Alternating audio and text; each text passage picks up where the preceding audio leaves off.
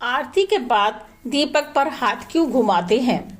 सनातन धर्म और संस्कृति की परंपरा अनुसार हर घर में दीपक जलाया जाता है। इसलिए हर घर में नियमित रूप से सुबह और शाम दीपक जलाना चाहिए। ऐसा करने से सूर्य एवं चंद्रमा की रोशनी न आने की कमजोरी भी दूर होती है तथा उस घर में रोगों का प्रवेश कम होता है। हम देखते हैं कि नवरात्रि के दिनों में अखंड दीपक जलाया जाता है।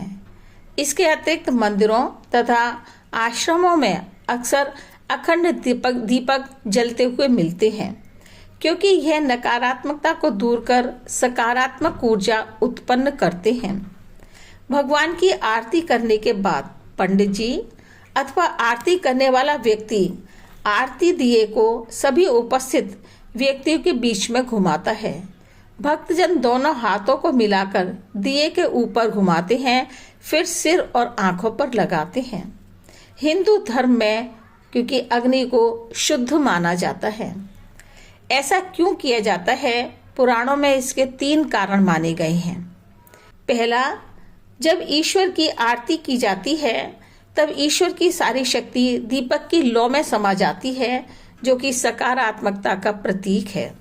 दूसरा, दीपक की लौ पर हाथ घुमाने से जब हल्के गर्म हाथों को आंखों पर लगाते हैं तो दृष्टि एवं इंद्रियां सक्रिय हो जाती हैं तथा व्यक्ति अच्छा महसूस करता है।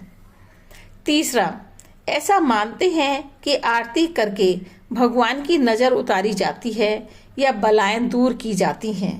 इन बलाओं को भक्तजन अपने ऊपर लेने का प्रयास करते हैं। जैसे एक माँ अपने बच्चे की बलाएं अपने ऊपर लेती है। वास्तविकता तो यह है कि हम ईश्वर के प्रति अपना प्रेम, प्यार और समर्पण दिखाते हैं। इसलिए हिंदू धर्म में कोई भी पूजा कार्य बिना आरती के पूरा नहीं होता है। हिंदू धर्म में आरती को विशेष महत्व दिया जाता है। आरती के बाद दीपक पर हाथ घुमाने से अग्नि की दिव्य ऊर्जा को अपने हाथों में ग्रहण करना, जिससे शरीर और मन को शुद्धता और सकारात्मकता प्राप्त होती है।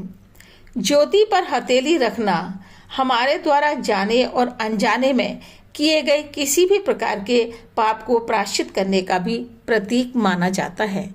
इसलिए आरती के बाद दीपक पर हाथ घुमाने की परंपरा कोई नई नहीं है, यह सदियों से चली आ रही है।